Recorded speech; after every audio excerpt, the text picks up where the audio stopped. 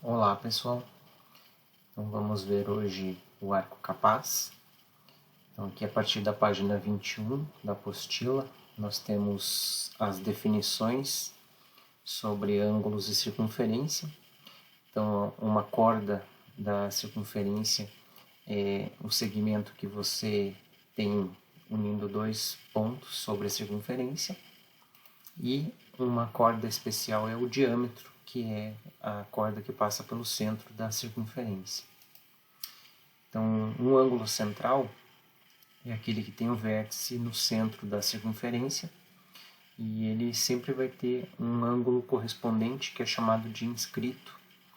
Então, dado um ângulo inscrito, alfa, que tem um vértice na circunferência, os lados dele são cordas da circunferência, então a gente consegue achar qual é o ângulo central correspondente só juntando aqui essas extremidades aqui do ângulo com o centro da circunferência, que você vai ter o ângulo central correspondente desse ângulo inscrito.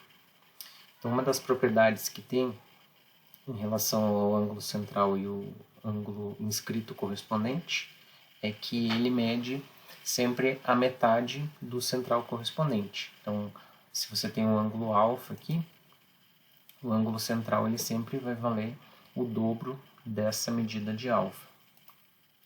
Então a gente pode fazer essa demonstração, pegando aqui, por exemplo, chamando esses pontos de A e B. No primeiro caso, você pode considerar que um dos lados do ângulo inscrito é um diâmetro da circunferência, que é o caso mais simples. Então aqui você tem um triângulo isósceles, se você unir o A com o O, esses ângulos aqui são iguais a alfa. E aqui você vai ter um ângulo delta e um ângulo beta, onde o beta mais o delta vai dar 180, são ângulos suplementares. E aqui na soma dos ângulos internos desse triângulo, AOP, você também vai ter que alfa mais delta vai dar igual a 180. Então, fazendo a conta aqui, você vai ter que 2 alfas mais delta vai dar igual a beta mais delta.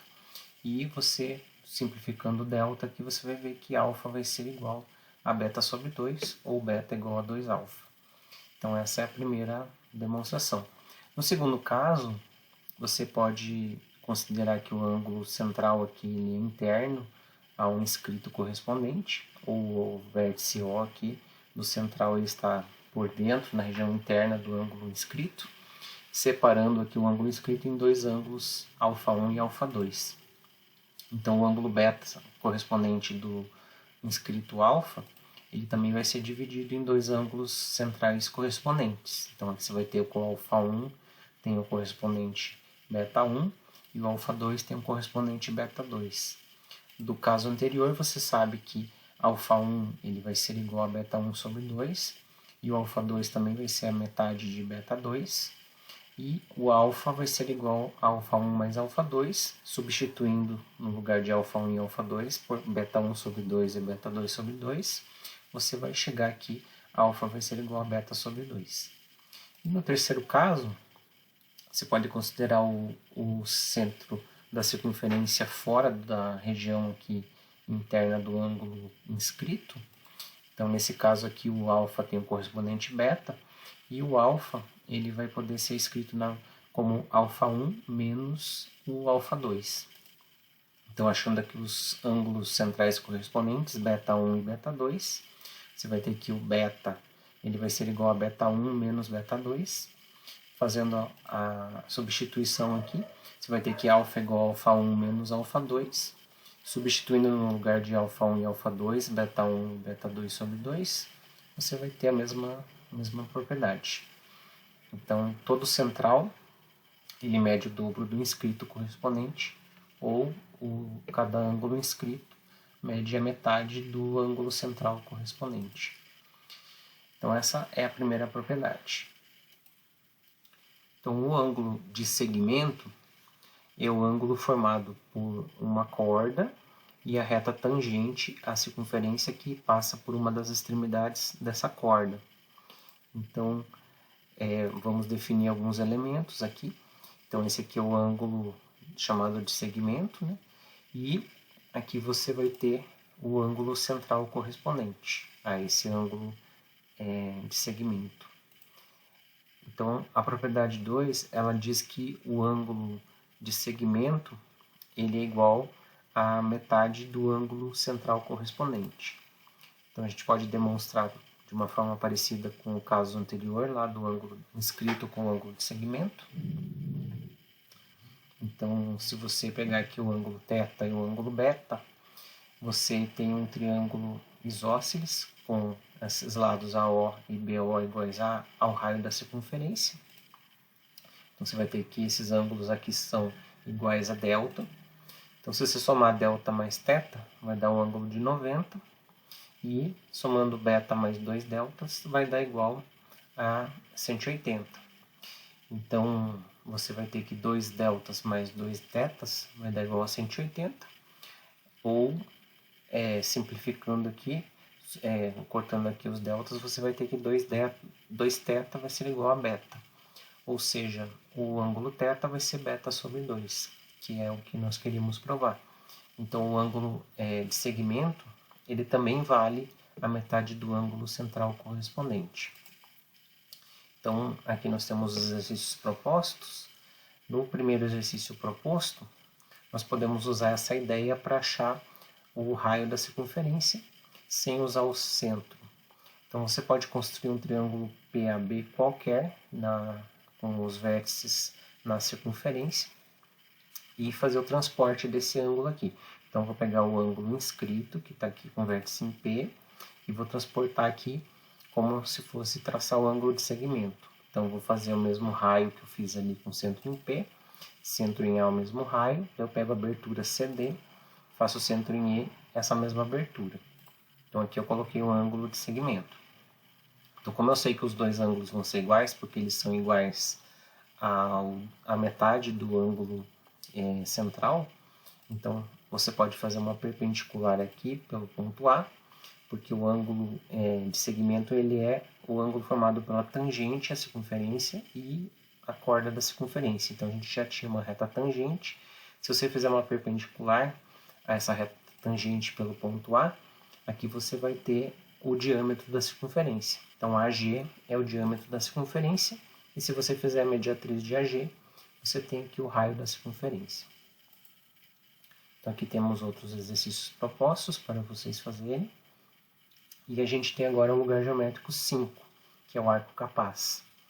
Então, todos os pontos que você pegar do arco capaz, eles vão ter essa propriedade que o ângulo aqui vai ser igual, vai ser constante. Então, qualquer ponto que você pegar desses dois arcos aqui, ele vai enxergar, esse ponto enxerga o segmento AB, segundo o mesmo ângulo inscrito alfa.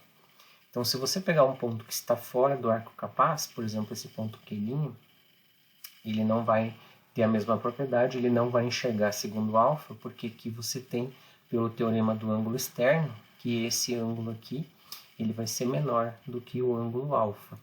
Então, ele não tem a propriedade. E se você pegar um ponto interno, aqui um dos arcos capazes, então vai acontecer que esse ângulo alfa, duas linhas, ele não vai ser igual a alfa, ele vai ser um ângulo maior, pelo teorema do ângulo externo, então ele também não tem a propriedade. Então todos os pontos que têm a propriedade, eles vão estar no arco capaz, ou no arco de cima, ou no arco de baixo. Então essa é a ideia do lugar geométrico 5. Então para a gente construir um arco capaz, então você pode fazer o seguinte: dado o segmento AB, quero fazer o arco capaz de alfa. Então o que eu vou fazer?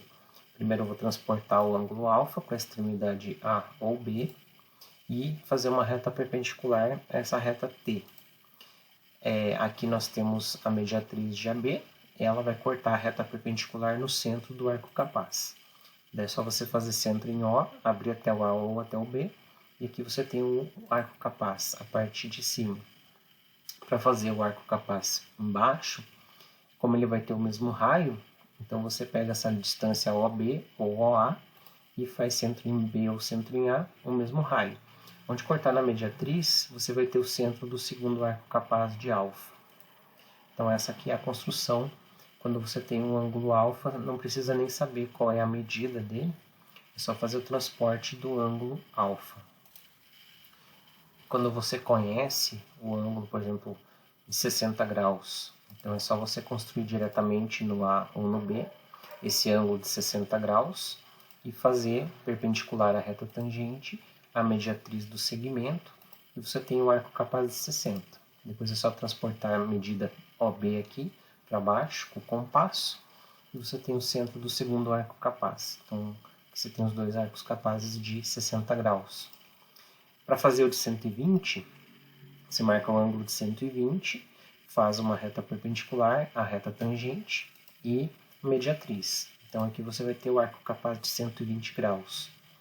Então, fazendo centro em A ou centro em B, a mesma distância AO, você vai ter o centro do segundo arco capaz de 120. Então, quando os ângulos ficam maiores do que 90, esses arcos vão ficando cada vez menores, né? Então, não vai existir um arco capaz, por exemplo, nem de 0, nem de 180. Se você traçar 180 graus aqui, vai dar uma reta paralela à mediatriz, então não vai dar uma interseção. Mesma coisa para 0 graus.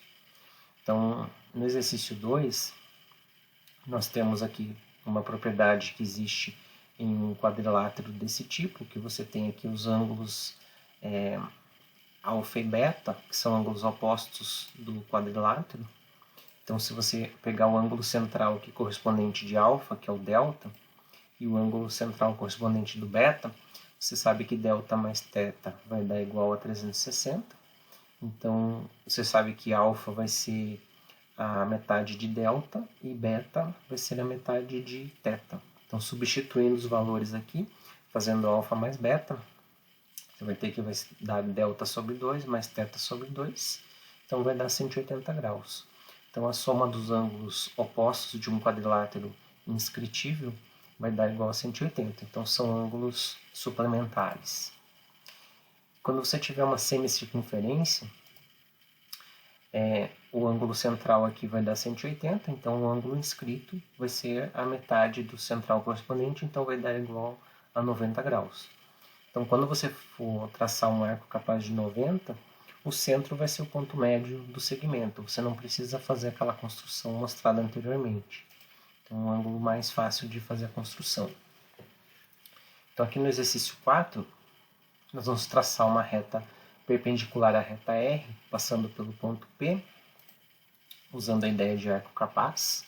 Então, se você fizer a marcação aqui de um ponto O qualquer, que não esteja na direção aqui da perpendicular, e centro em O, raio OP, traçando essa circunferência aqui, você vai achar um ponto Q na reta R. Se você juntar o Q com O, você vai achar o ponto R, e aqui você vai ter uma reta perpendicular, traçando apenas uma circunferência. Então essa construção dá certo, porque o ângulo central aqui é 180, e aqui o ângulo inscrito vai ser metade, então vai ser igual a 90 graus. Então essa aqui é uma construção de reta perpendicular que usa apenas uma circunferência. E aqui no exercício 5, nós vamos fazer o traçado de uma reta tangente à circunferência, passando pelo ponto P, sem fazer direto com a régua aqui, você vai fazer a obtenção do ponto de tangência. Então, como esse ponto de tangência aqui ele vai enxergar o OP segundo 90, eu vou fazer aqui o arco capaz de 90. Então, eu faço a mediatriz de PO, centro no ponto M, faço aqui a circunferência, que daí já tem as duas interseções aqui, faço os dois arcos capazes de 90, e aqui você vai ter o ponto T e o ponto T'. Então, juntando T com P, você vai ter uma reta tangente, e aqui é outra reta tangente. Então, essa construção dá certo justamente porque aqui você tem um ângulo inscrito que é de 90 graus. Então, aqui que vai dar certo essa construção para a reta tangente à circunferência que passa pelo ponto P. Então, aqui vocês têm os exercícios propostos. Daí nós vamos ver mais para frente os outros lugares geométricos.